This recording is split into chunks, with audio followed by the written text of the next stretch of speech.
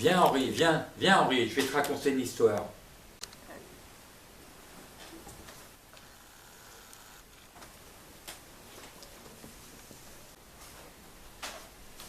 Henri, maintenant tu dois savoir que la vie n'est pas toujours belle. Écoute bien, retiens bien, c'est l'histoire de la guerre. La guerre est une chose horrible, tout le monde le sait. Mais moi, c'était mon quotidien. On était partis heureux, et maintenant, je me lasse des nuages blancs qui sentent la fumée noire. Aujourd'hui, petite journée tranquille, au loin, on entend un instrument de musique terrifiant. Ces canons dont les balles sont emportées au loin font disparaître certains d'entre nous. On voit le feu voler dans l'air et nous prions qu'il ne nous atteigne pas. Et pendant ces journées, pas le temps de se reposer, la bataille est interminable et chaque minute compte. Les Allemands ne s'en lâchent jamais. Il pleut des cordes et ce ne sont ni ma capote ni mon casque qui me réchauffent par cette pluie qui glace nos os et nous font grelotter. Un temps de dimanche, mais on ne va pas à la messe, on combat les vilains. Ça fait bien longtemps qu'on a l'impression d'être dimanche, un dimanche pluvieux. Mais on était partis heureux. J'ai la barbe qui pousse, je ne devrais pas tarder à aller chez le coiffeur, mais je crois qu'il a pris des vacances. Pourtant, ça ne fait pas longtemps qu'on est là. Ou peut-être si, je ne sais plus trop. Le temps est long dans ces tunnels souterrains.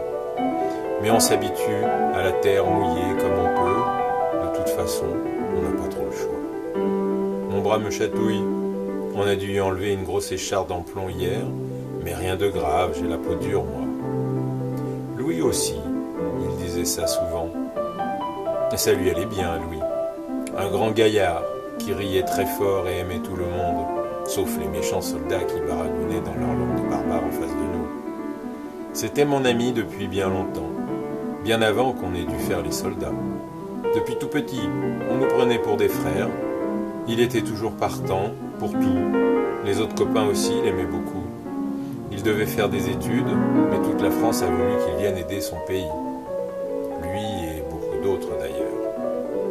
Avec Louis, même soldat, on ne s'ennuyait pas. C'était vraiment quelqu'un de drôle. Il l'était tellement que l'autre jour, pour plaisanter, il est monté sur le canon et a envoyé plein de balles de plomb sur les Allemands. Ça ne les a pas fait beaucoup rire. Ils lui ont renvoyé sa ferraille dans la tête. Ça a fait un sacré feu d'artifice. Le canon est devenu tout rouge, puis jaune-orangé, comme un coucher de soleil. Du coup, lui, il n'a pas eu envie de continuer. Il a pris ses balles, son fusil et son humour, et il est parti rejoindre tant d'autres. Depuis, il nous regarde d'en haut faire la guerre. Sacré Louis. J'irai bientôt lui rendre visite, je pense. De toute façon, à part moi, qui s'en soucie de Louis? Son petit passage sur terre n'est plus qu'un souvenir lointain, dont moi seul peux témoigner. Pendant que j'écris, comme un écolier dans la boue, certains copains vont partir au ciel, et demain, d'autres encore. Et comme les fleurs poussant sur les champs de bataille, le souvenir qu'on avait d'eux s'envolera sous les coups des balles. Et je le sens, c'est bientôt mon tour. Et là, la seule preuve de l'existence de Louis n'existera plus. Qui se souviendra de nous dans 100 ans? Et pourtant, on a combattu les vilains ennemis pendant longtemps. Qui saura encore différencier les soldats partis au ciel? Moi, je sais. Je sais que Louis a existé, mais j'irai certainement très bientôt lui rendre visite. Toi aussi, maintenant, tu connais Louis et la guerre, et tu pourras, à ton tour,